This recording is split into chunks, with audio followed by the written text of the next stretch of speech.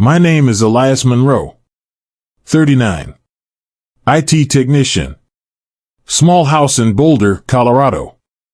The last son in a family that never learned how to hear the quiet ones. My siblings chase litigation and politics. I fix broken servers and clean up everyone's messes, quietly. I never needed credit. Until now.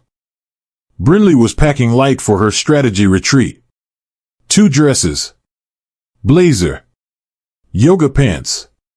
Just the essentials. Her tone was flat when I offered to help. She smiled, but not the kind that reaches your eyes. 3 days in Chicago. Nothing fancy, she said, zipping the navy Samsonite carry-on. Nothing fancy. But she was wearing lipstick she hadn't touched in months. New perfume. And when I reached for her toiletries bag, her hand tightened around it. I've got it, she said too quickly. Sure, I replied, pulling my hand back. Just thought you'd want your migraine meds. She hesitated. Then relented. Right. Good call. When she stepped away to grab her laptop, I unzipped the pouch. 2 bottles. The first was hers, Midol. Familiar label. Half full. The second, different story. Prescription label, Trevor Quintella. Sildenafil 100 milligrams, 30 tablets. 15 remaining. My brain froze. Trevor. Highview senior director.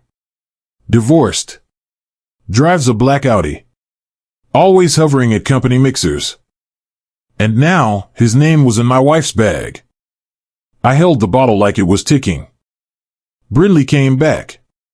I zipped it shut before she saw. Gave her a soft smile. Got what you need?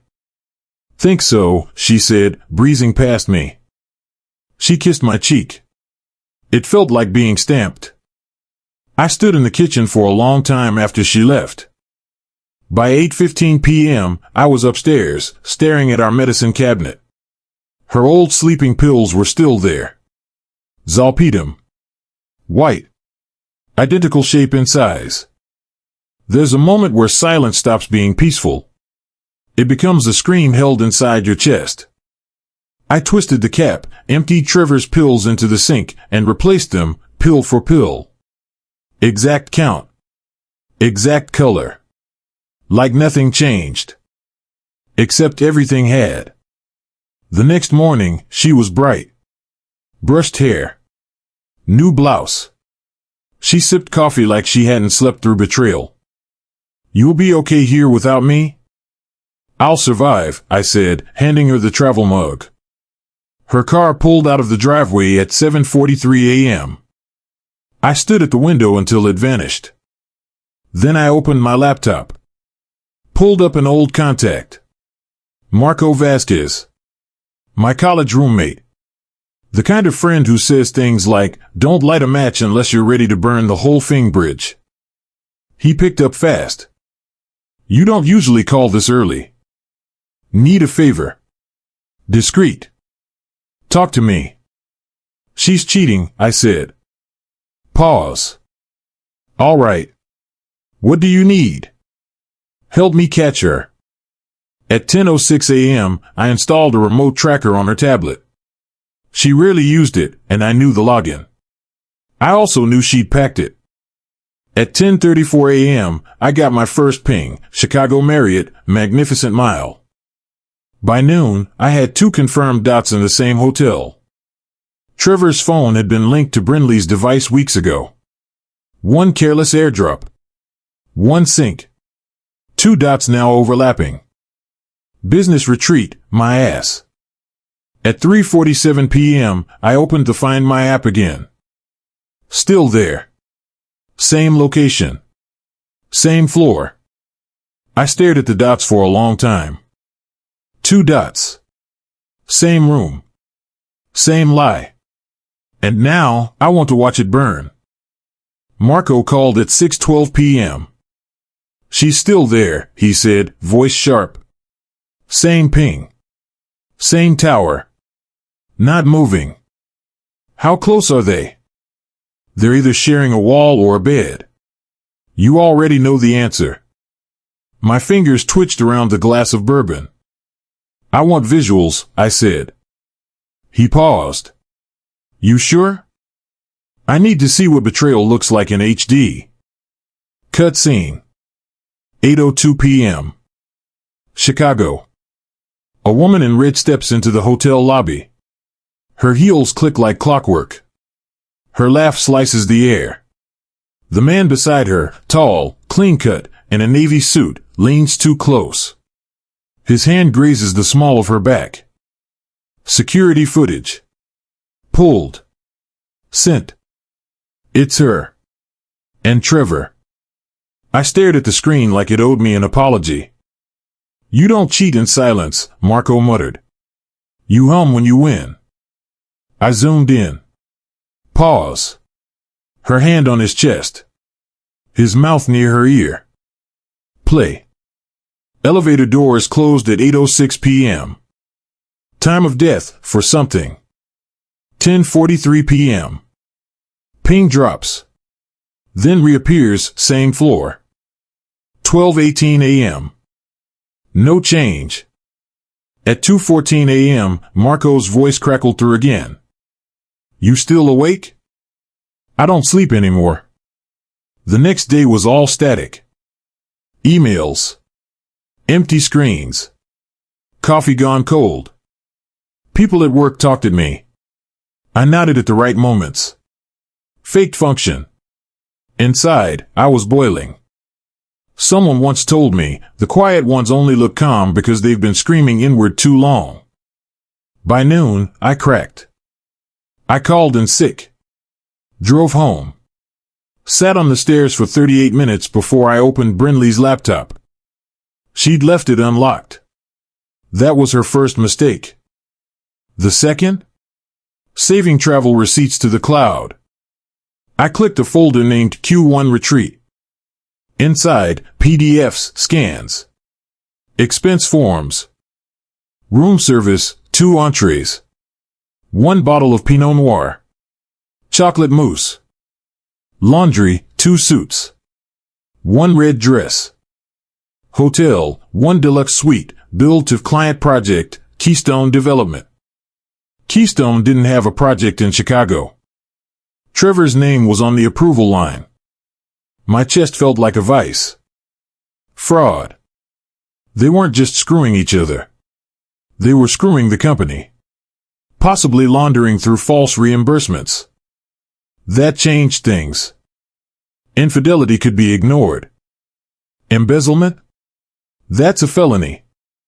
And suddenly, I wasn't just a betrayed husband. I was a witness. Or an accomplice, if I stayed quiet. I hit record. A cold, empty voice came out of me. March 12th, 2:41 p.m. Brinley, Monroe. Trevor Quintella. Suspected corporate fraud. Unauthorized expense charges. Documenting evidence. Click. Save. Encrypt. Upload. Then I made a second call. Not to Marco. To someone I hadn't spoken to in 2 years. Dave. A pause. Eli? I need access. To what? Highview's internal servers. Another pause. Longer. That's not legal. I'm not asking you to hack them. Just let me see what's already there. Silence. I helped you cover your ass after that firewall breach. Dave exhaled. Meet me tomorrow. Noon. Bring proof. Click. Cut scene. Chicago. Hotel room. Brinley and Trevor on the bed. Wine. Laughter. He stands. Walks to the bathroom. Seconds later, thud. Then silence. Brinley screams. Room service calls 911. 9:08 p.m. My phone buzzes. Unknown number. I answer. Male voice. Sharp. Controlled. This is Detective Randall with CPD. Are you the emergency contact for Brinley Monroe? My mouth went dry. I am. There's been an incident at the Marriott. Her coworker collapsed. Possible overdose. I froze. She's stable. But she's asking for a lawyer. The line went dead. My mind screamed. Sleeping pills. The switch. But I only replaced Trevor's bottle. Unless she gave him one of hers. Unless she didn't know they weren't what she thought. I stood in the dark, phone trembling in my hand. For the first time in my life, I realized what it meant to be dangerous. Some dogs learn to stay quiet. Some learn to bite. And some just wake up. She laughed when she left. He collapsed hours later. And I was the only one who knew why. I didn't sleep. Every car that passed outside made my throat tighten. At 4:26 a.m., the light from my phone screen nearly burned through my eyes. New email. No subject. Sender, unknown. Attachment, Marriott Internal Incident Report.pdf. No body text.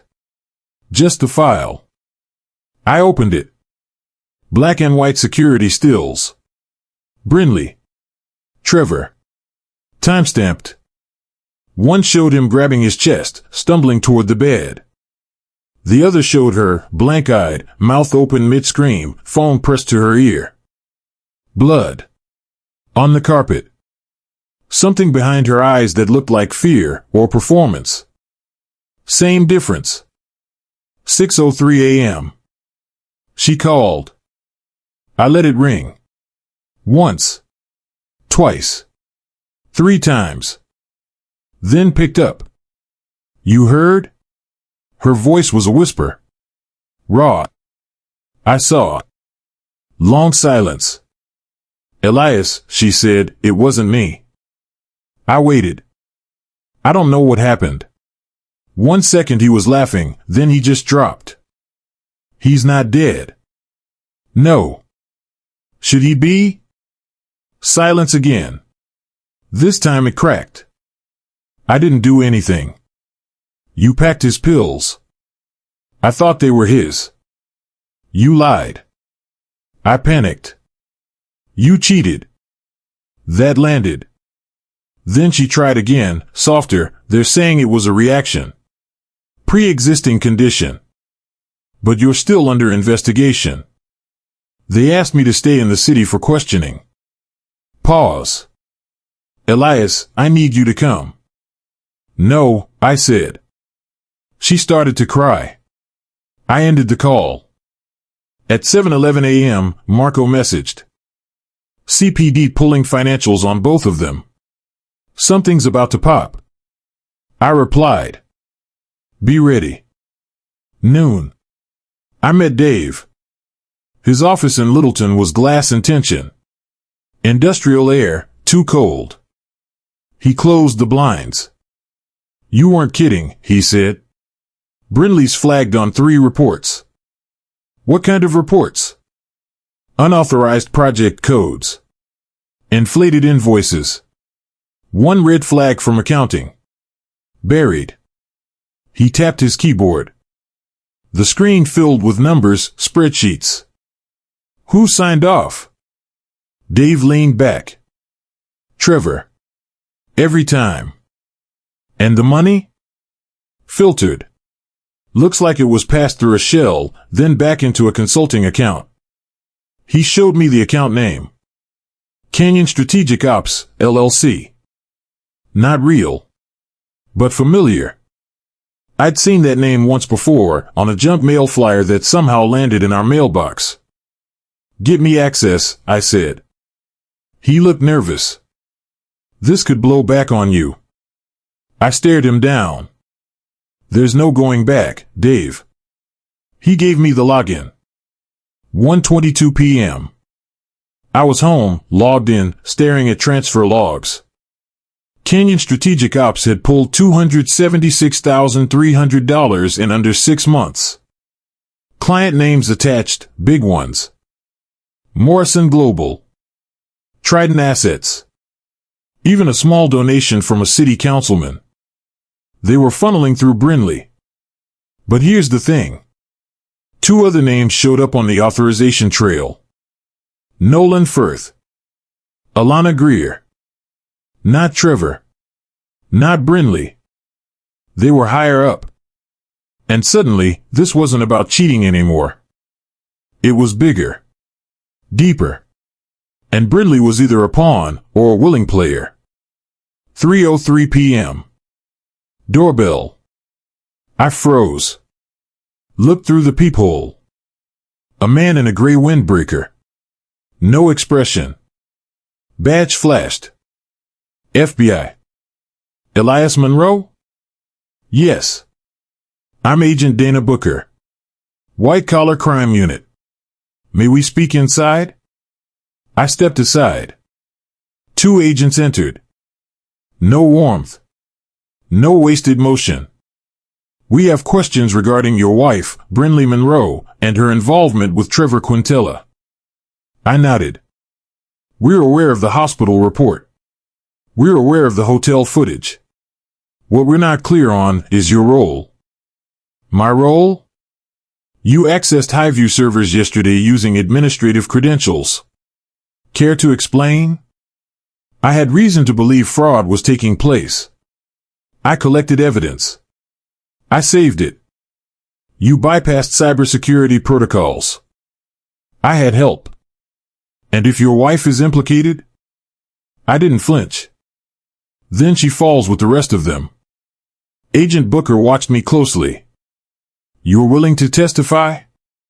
Under oath. She steadied me. Then nodded once. We'll be in touch. They left. I stood there, ears ringing. I was no longer just watching the fire. I was in it.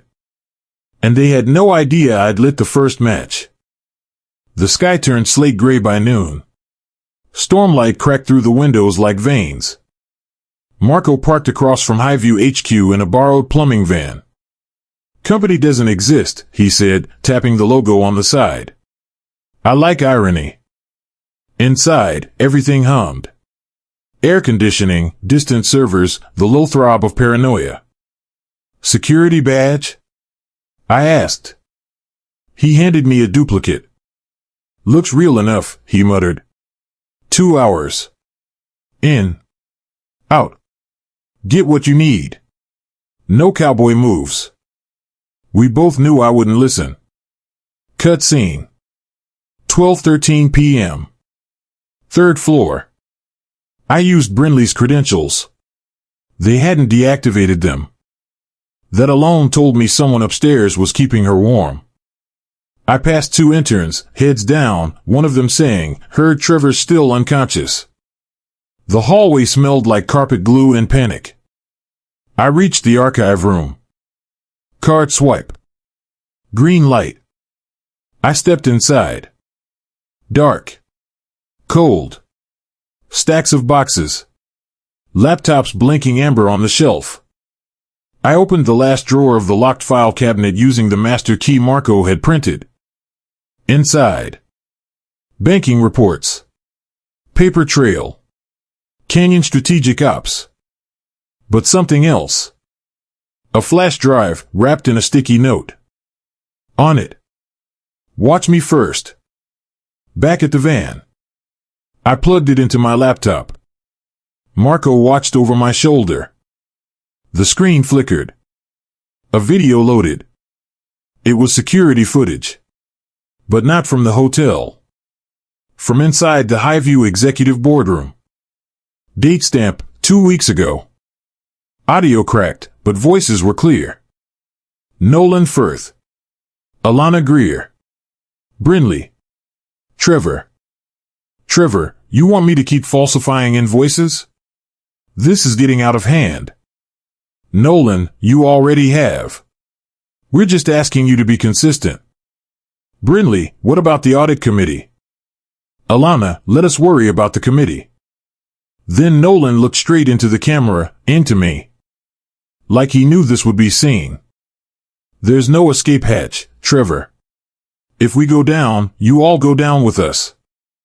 The feed cut. Marco exhaled slowly. That's enough to bring the whole thing down.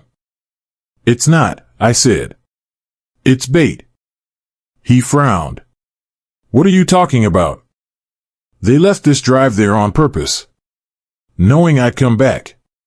This isn't a leak. It's a trap. We burned the copy. Marco uploaded the raw contents to a secure cloud, encrypted, and mailed a dead-drop thumb drive to a reporter in Denver. You need insurance, he said. You're past the point of no return. I nodded. I was past it the moment I found the pills. 3:47 p.m.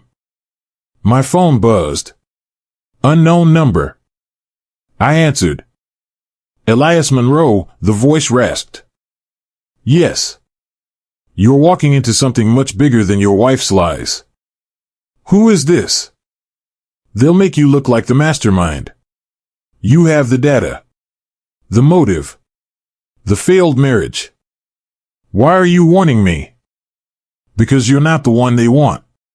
But you'll do. Click. By nightfall, I couldn't sit still. The house felt too quiet. I checked the windows. Locked. Then again. And again.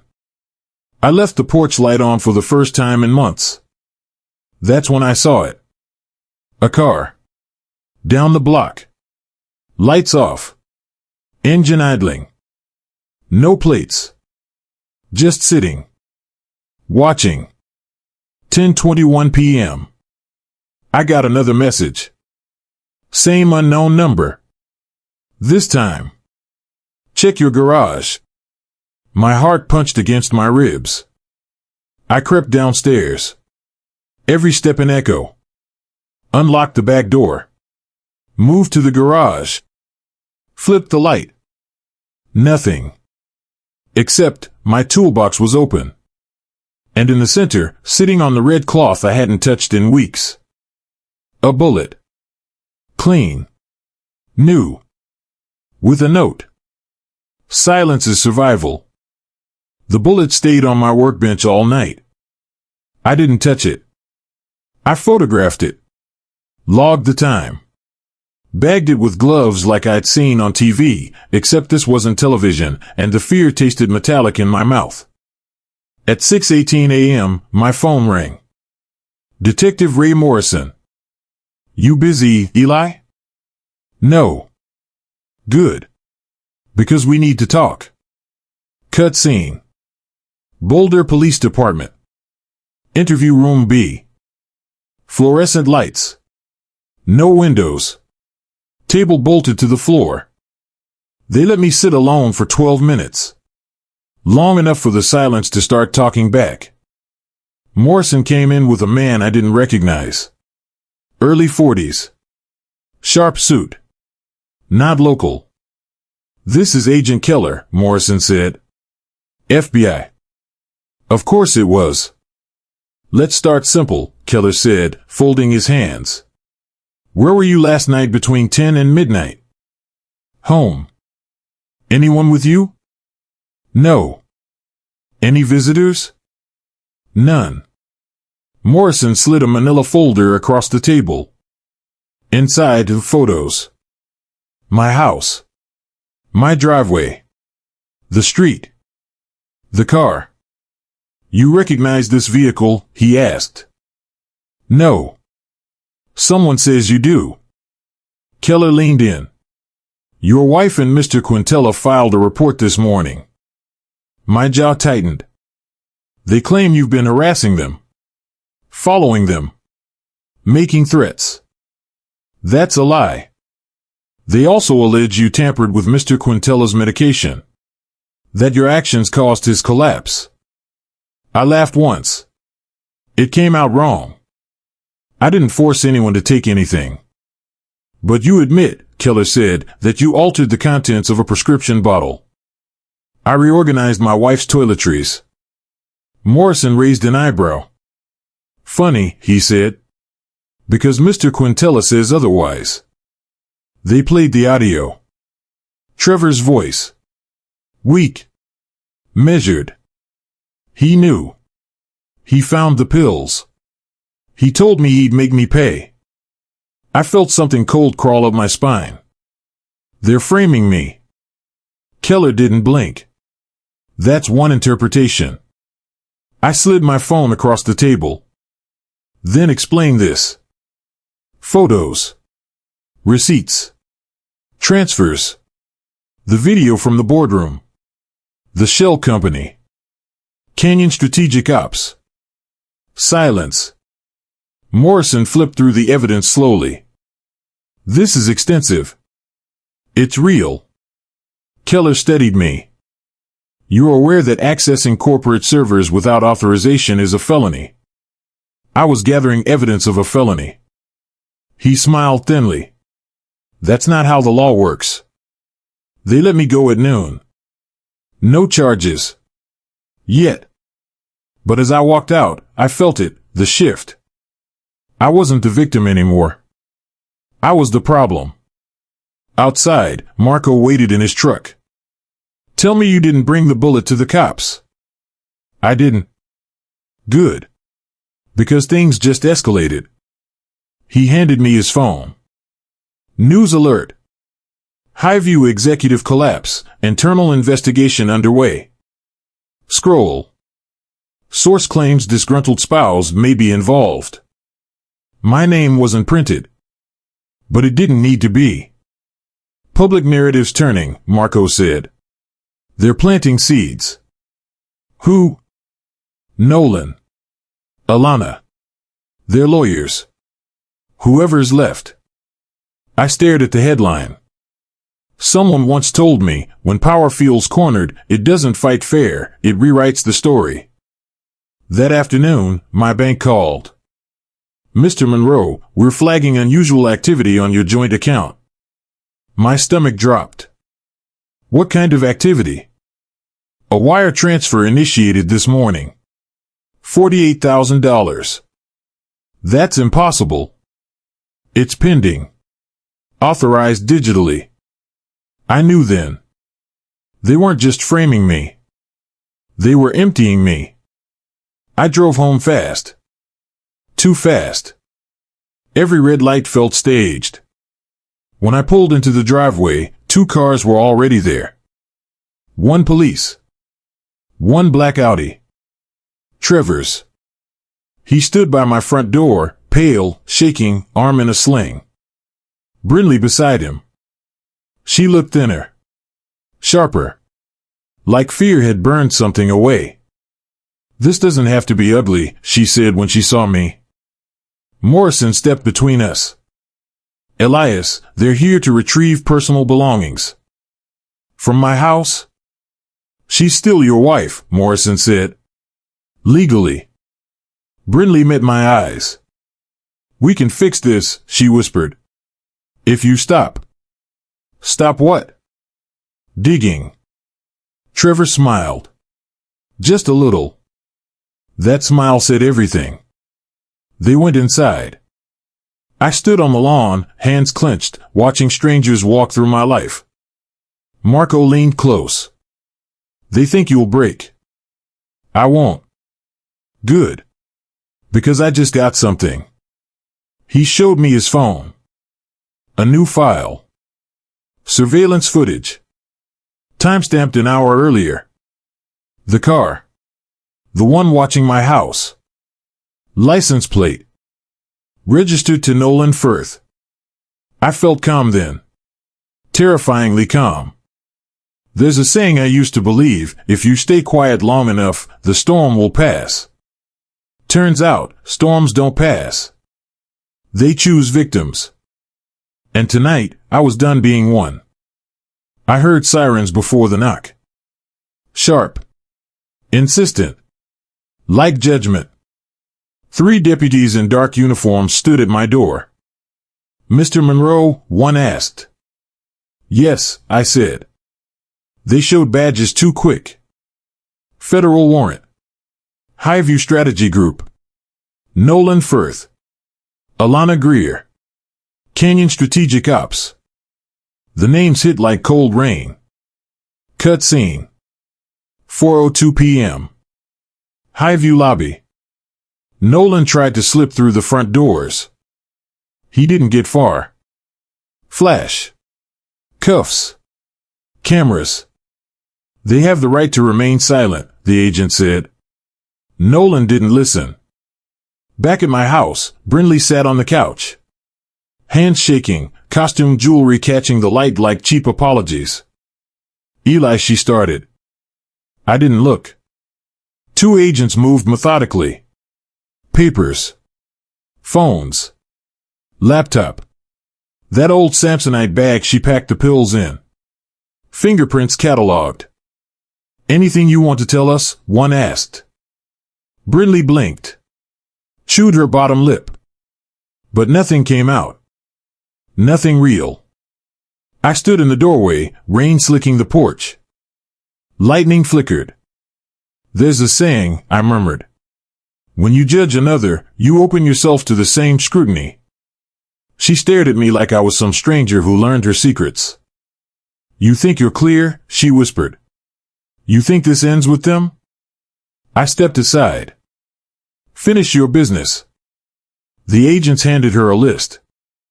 Charges. Wire fraud. Conspiracy. Evidence tampering. Obstruction of justice. The words landed on her like stones. She went pale. Trevor wasn't there. He'd vanished. The report said he was a person of interest. Flight risk. Possibly overseas. Camera cut. Exterior street. Black SUV. Engine running. Someone watching. Not for me. For her. Inside, I watched Brindley's knees give out. She stared at the paper in her trembling hands. You should have come to me, she said. I wanted to laugh. Too late for honesty, I said. That ship sailed with your first lie. There was a long silence, heavy, unforgiving. I knew then that the worst betrayals don't make noise. They echo. 12:17 a.m. The phone rang. Unknown number. I picked up quick. Static. Then a voice. Quiet. Controlled. You think this is over? Keller? I said. You're closer than you know. Click. Then the line died. The message still hung there. Next morning. I filed paperwork. Statements. Affidavits. Digital logs. Transfers. Expense reports. And one confession. Not to frame. Not to guilt. But truth. 9:46 a.m. News ticker blinked across the screen. Major fraud ring exposed, former executives arrested. Nolan. Alana. Several board members. Public reaction was swift. Media vultures circled. They painted me as the whistleblower. Small town hero. Independent husband. But I knew the story beneath the story.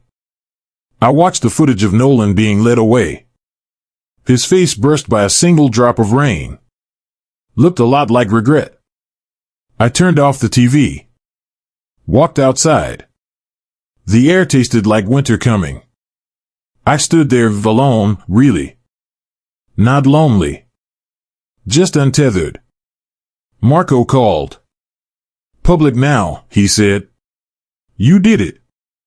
Did we do it? I replied. He didn't answer. Because deep down, we both knew the truth wasn't a trophy. It was survival. I drove to the outskirts of Boulder. A narrow ridge overlooking the Rockies. Wind scoured the air. Light cut through clouds like blades. I stepped out. No suitcase. No phone buzzing. Just breath. And silence. There's another saying I heard once, Pain shapes you more than pleasure ever could. I felt that. Every cut. Every sharp edge of betrayal. Every lie. A lone hawk circled above. Not hunted. Not afraid. Just watching. Free. I didn't stay up there long. Down the road, life waited.